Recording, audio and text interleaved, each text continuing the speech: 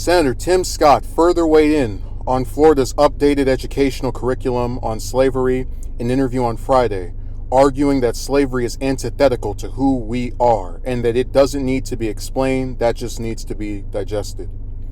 During a podcast interview with NH Journal on Friday, Scott was asked about his comments over updated and controversial education guidelines in Florida that have drawn criticism from members of both parties, including Vice President Harris and Representatives Byron Donalds, Wesley Hunt, and John James.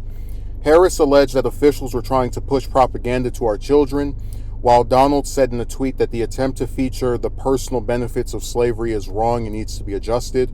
Among some of the points that have drawn controversy is one that says that instruction includes how slaveries develop skills, which in some instances could be applied for their personal benefit. Scott first weighed in on the curriculum on Thursday, saying there is no silver lining in slavery. Slavery was really about separating families, about mutilating humans, and even raping their wives. It was just devastating, he added.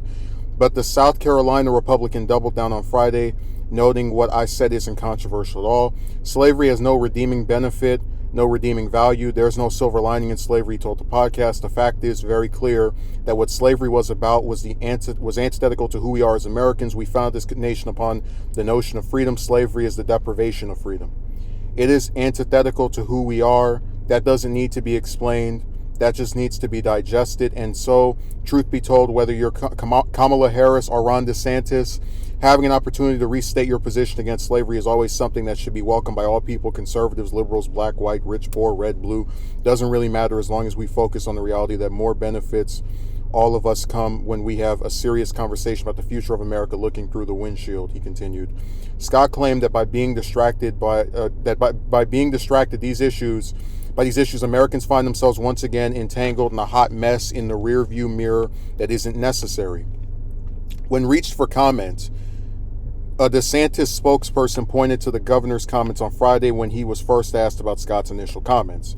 I think part of the reason our country has struggled is because D.C. Republicans all too often accept false narratives, accept lies that are perpetuated by the left, DeSantis said on Friday. And to accept the lie that Kamala Harris has been perpetuating, even when that has been debunked, that's not the way you do it. The way you do it, the way you lead, is to fight back against the lies. It's to speak the truth, he added.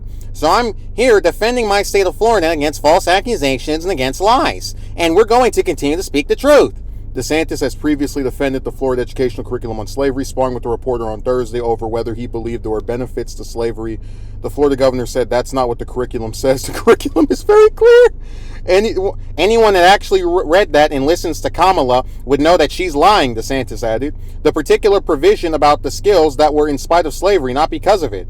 But the Florida slavery curriculum has created dust-up between several black lawmakers, including Scott, Donalds, Hunt, and others, and comes as DeSantis has grappled with a slew of negative headlines in recent weeks amid staff layoffs and struggle to close the gap between former President Trump.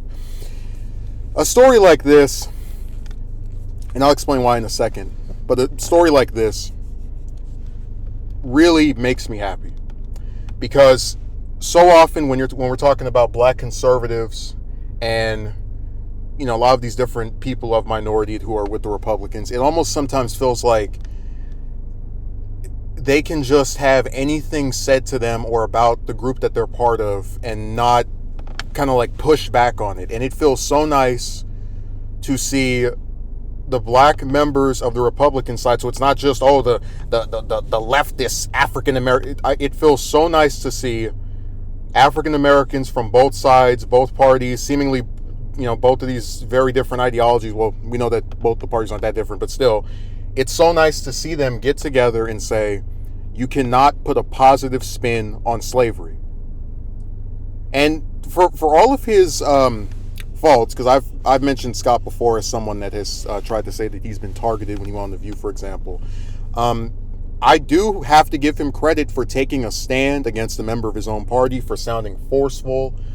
Those are basic things that a lot of the other, not only presidential candidates, but a lot of the Republicans aren't able to do in this era for some reason. Well, we know what it is, the cowardice, but I appreciate him responding in that way. And DeSantis really is such a constant disappointment from the standpoint of, here's a guy who's governor of one of the biggest states, and there's two routes for him to go. And I think the first one would have been to his benefit. The first one would be to have a character arc and say, you know what? I thought we could probably have a more nuanced conversation about what ways slavery may have benefited people affected by, again, he's going to still use that stupid word, but it may have had some good aftermath, at least as far as we know now, not to be as intolerant. We should have known that to begin with, I grant you. But, I now look at the way that these other lawmakers are reacting, and I see the error of our system, and I'm going to try to fix it. If he did that, I think his approval would have gone up. I think people would have had more respect for him. Certainly, these black lawmakers and black conservatives that are calling him out would say, you know what? We put pressure on him. He's saying he wants to do better, so, round of applause. But instead, you've got this guy who, and I'm telling you, sometimes I feel like when we're discussing this stuff, it's like being on a hamster wheel. He doubles down on the stuff that's pissing people off, including members from his own party, so it's not just the liberal evil liars. And he doesn't even tell you what's in the curriculum. Kamala is lying about the curriculum. What's in the curriculum? I would hope that they would understand, the members of my own party, that they're being fed lies about the curriculum. What's in the curriculum? We have to stand for the truth. Okay, what is the truth? What do they have that is so incorrect as to? And it's like, what drives me crazy is that it would be one thing if it was all the Democrats, right? And the liberals and, just the usual suspects in terms of the people that he tends to have a problem with. But it's like he's saying this about members of his own party. They're lying on me. What is being lied about the curriculum? What truths are not being spoken of by these people who have nothing to gain in criticizing the educational system of Florida? Like, Donald is not trying to run for governor, as far as I can tell. So it seems like an honest assessment of, yeah, there's something wrong with this decision that the current governor has made to change the curriculum in this way. They're trying, I need to defeat wokeism. It's like, what does that have to do with saying that slavery had benefits? So like I said, I see why DeSantis' star is falling. I think he is a person who had a lot of promise as far as in his party, but he's pissing off the wrong people. Like, this is one instance where the whole, I'm fighting I think he should have just dropped that and said, the members of my party that have a problem with this, they're absolutely valid in their beliefs. Let's sit down and try to reform this in a way that is truthful to history, and it is not so offensive to the descendants of the very system that was against the freedom that we as Americans claim that we want. But instead, he doubles down. I think he's going to keep paying for it with these polling numbers crashing and tanking.